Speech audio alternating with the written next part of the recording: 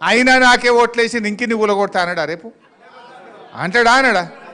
అరే నువ్వు తప్పు చేసినవురా, గరీబోళ్ళ ఇండ్లు కూలగొడుతున్నావు, పెద్ద పెద్దోళ్ళ కూలగొడతలేవు, మా గరీబోళ్ళు ఎంబడబడ్డావు అని బుద్ధి చెప్పాలంటే కాంగ్రెస్ను ఓడగొడితేనే రేవంత్ రెడ్డికి సోయొస్తుంది. ఈ విషయాన్ని మీరు ఆలోచన చేయండి. ఇలా మా అక్కజనులు చాలామంది వచ్చిండ్రు. ఏమన్నాడు ఎలక్షన్ ముంగట? ఒక కార్డు వంచిర్రు, మేము గెలిస్తే మహాలక్ష్మి నెలకు 2500 ఇస్తా అన్నాడు. పడ్డదా ఎవరికైనా చెల్లకు?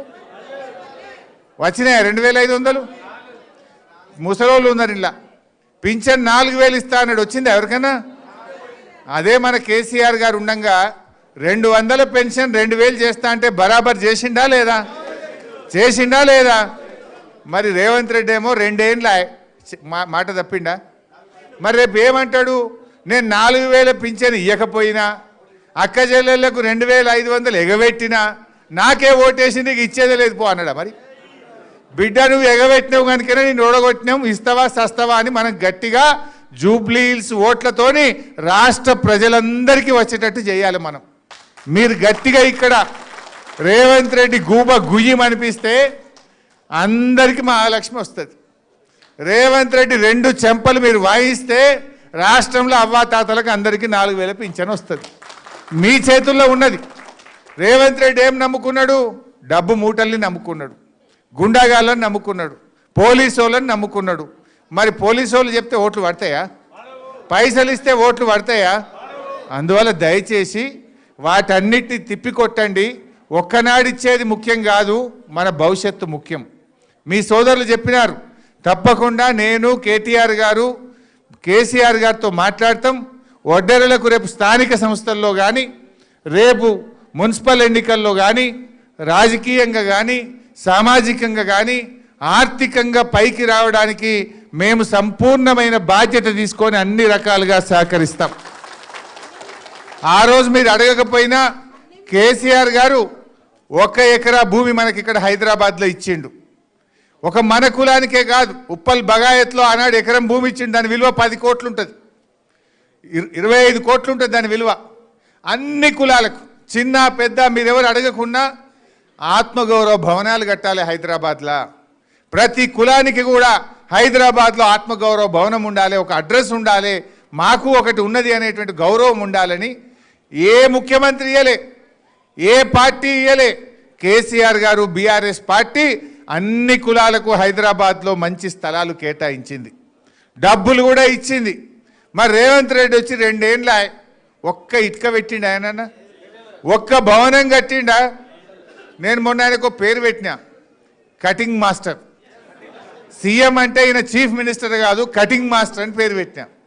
ఎందుకు ఈ మాట మీకు గుర్తు చేస్తున్నా అంటే, ఈయన ఎక్కడ ఒక కొత్త బిల్డింగ్ కట్టింది లేదు, ఓ కొత్త స్కీమ్ పెట్టింది లేదు.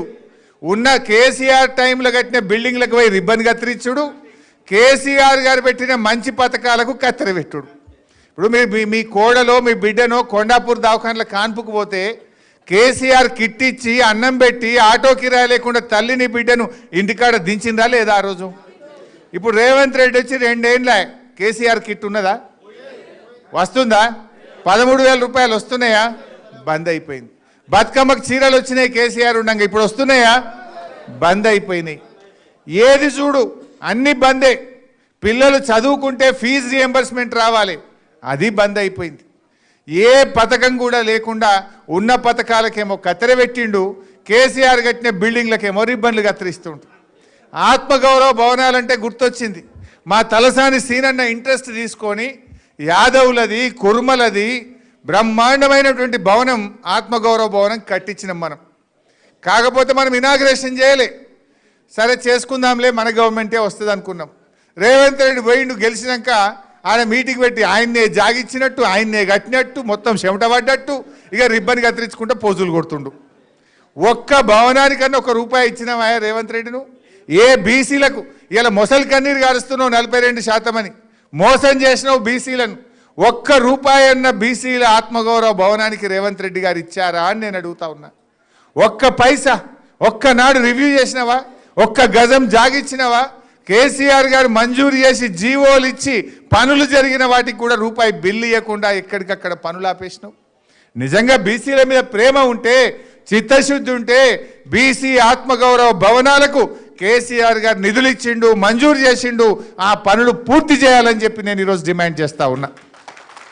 ఇంకా చాలా విషయాలు ఉన్నాయి కానీ నేను ఎక్కువ విషయాల్లోకి పోకుండా తప్పకుండా మీ ఒడ్డరులకు కేటీఆర్ గారు, నేను, తలసాని సీనన్న మేమందరం బాధ్యత తీసుకొని రేపు రాజకీయంగా ఆర్థికంగా మీరు పైకొచ్చే విధంగా అన్ని రకాలుగా సహకరిస్తాం. మీరు కూడా చాలా మంచి జాతి, మొండి జాతి, మాట తప్పని జాతి, బండ జాతి, మొండి జాతి, మాట తప్పని జాతి. మీరు మీ ఓట్లు ఎట్లా వేస్తారు నాకు నమ్మకం ఉన్నది. కానీ 15 రోజులు మీ గల్లీలో మన మాగంటి సునీతమ్మ భర్తను కోల్పోయింది. 2 ఆడపిల్లలు, పెళ్లి కాని ఆడపిల్లలు ఉన్నారు, పెళ్లి కాని పిల్లలు ఉన్నారు, చిన్న పిల్లలు ఉన్నారు. ఆ అమ్మాయిని మేము రోడ్డు మీద వదిలేయచ్చునా? అనుకోకుండా గోపి గారు చనిపోయింది. గోపి గారి కుటుంబాన్ని, జూబ్లీ హిల్స్ను కాపాడుకునే బాధ్యత మాకు ఉండదా?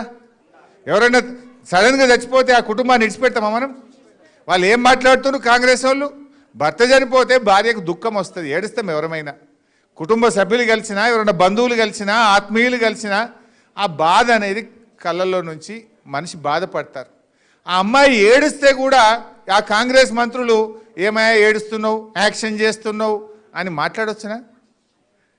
మా తాత మాది మంచిగా చెప్పిండు, మీ ఇంట్లో ఎవరైనా చచ్చిపోతే ఏడవరావే, భర్త చచ్చిపోతే కూడా ఆడామని పట్టుకొని గట్లా మాట్లాడతారా అని కాంగ్రెస్ మంత్రులకు చెంపలు వాయించిండు మా తాత మధు. అంటే ఎంత మనుషులకు మానవత్వం లేదు. ఒక ఆడబిడ్డ భర్తను కోల్పోయి 2 చిన్న పిల్లలు ఉన్నారు, పెళ్లి కాని ఆడపిల్లలు ఉంటే ఎంత బాధ ఉంటుంది? ఒక ఆడపిల్ల పెళ్లి చేయాలంటే భర్త లేని సంసారం ఎంత బాధ ఉంటుందో మనకు తెలియదా అమ్మ? భర్తను కోల్పోయిన వాళ్ళకి ఆ దుఃఖం తెలుస్తుంది. కానీ విలువలు లేకుండా ఈ కాంగ్రెస్ మంత్రులు ఆ అమ్మాయి పట్ల చాలా దారుణంగా మాట్లాడినారు. అందుకే నేను మా అక్కజెల్లెలు చాలామంది ఉన్నారు, ఆ రకంగా మాట్లాడిన వాళ్ళకు మీ ఓటుతో గుణపాఠం చెప్పాలి. ఆ సునీతమ్మకు మీరు అండగా ఉండండి. సునీతమ్మ మీ కష్టాల్లో ఉంటుంది, మీకు అన్ని పనులు చేసి పెడుతుంది. సునీతమ్మకు పూర్తి అండదండగా బీఆర్ఎస్ పార్టీ ఉంటుంది, మేమందరం కూడా ఉంటాం. అందువల్ల మీరు 2-3 రోజులు కష్టపడి మీ ఓట్లే కాదు ప్రతి ఒక్కరి ఓటు 11వ తారీఖు నాడు పోలింగ్ బూత్కు పోవాలి. కారుకు సునీతమ్మ